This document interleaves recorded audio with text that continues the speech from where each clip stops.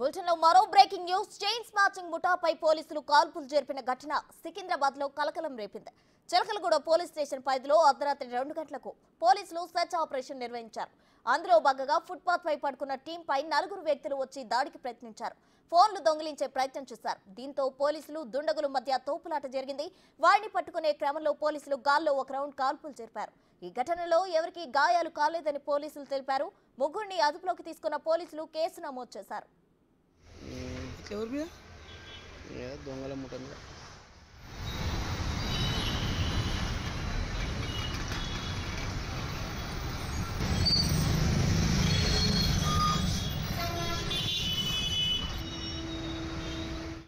దీనికి సంబంధించి పూర్తి అప్డేట్స్ మా ప్రతినిధి సురేష్ ఫోన్ లైన్ లో అందిస్తారు. సురేష్ చెప్పండి. అయితే చైన్ మ్యాచింగ్ ముఠాను పోలీసులు పట్టుకున్నట్లు తెలిసింది. వారిపై కేసు నమోదు చేశారు. దీనికి సంబంధించిన ఓవరాల్ డీటెయిల్స్ ఏంటి?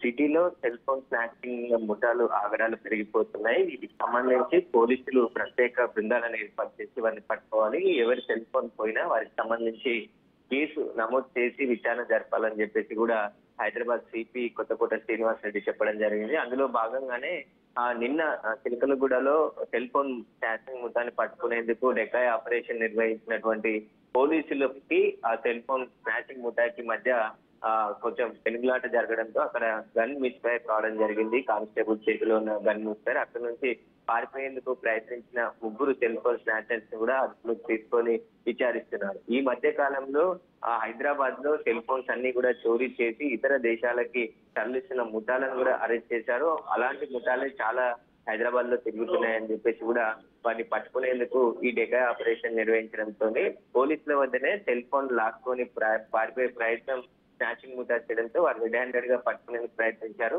ఆ తరుణంలోనే రివాల్వర్ ఎవరైతే కానిస్టేబుల్ చేతిలో ఉన్న రివాల్వర్ కూడా ఫైర్ అయింది. దానికి సంబంధించి పోలీసులు కేసు నమోదు చేసి దర్యాప్తు చేస్తున్నారు.